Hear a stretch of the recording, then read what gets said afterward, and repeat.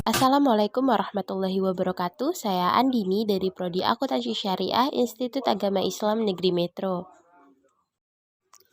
Di sini saya akan menjelaskan sedikit mengenai konsep pendapatan.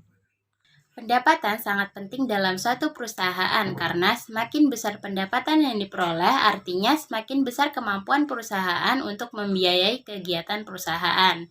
Pendapatan ialah aliran masuk aktiva atau pengurangan utang yang diperoleh dari hasil penyerahan barang atau jasa kepada para pelanggan.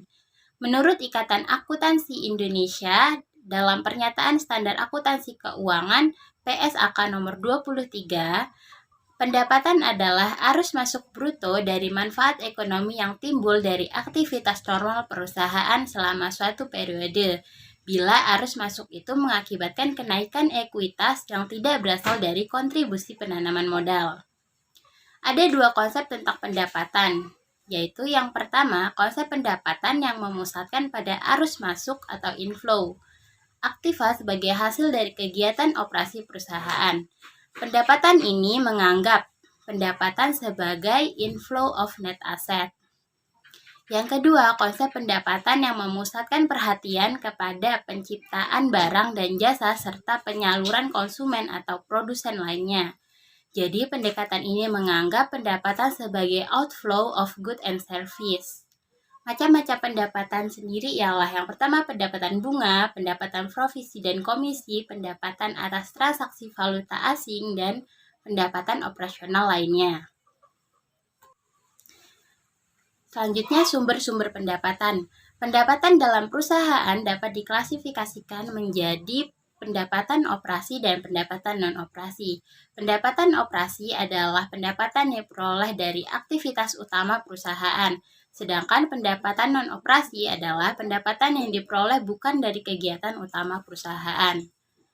Sedangkan sumber-sumber pendapatan sendiri, yang pertama itu bersumber dari transaksi modal atau pendapatan yang mengakibatkan adanya tambahan dana yang ditanamkan oleh pemegang saham.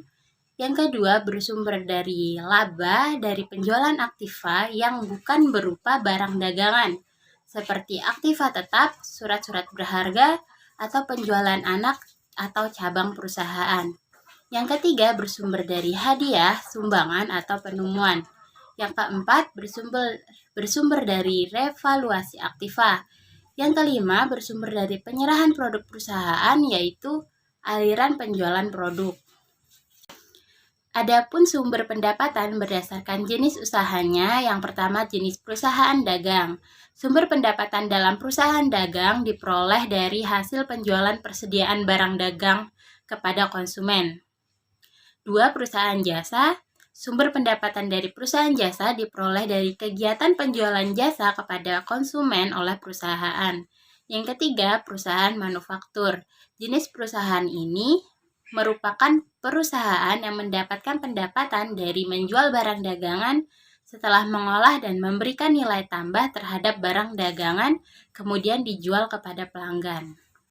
Baiklah, terima kasih telah menyimak. Saya akhiri. Wassalamualaikum warahmatullahi wabarakatuh.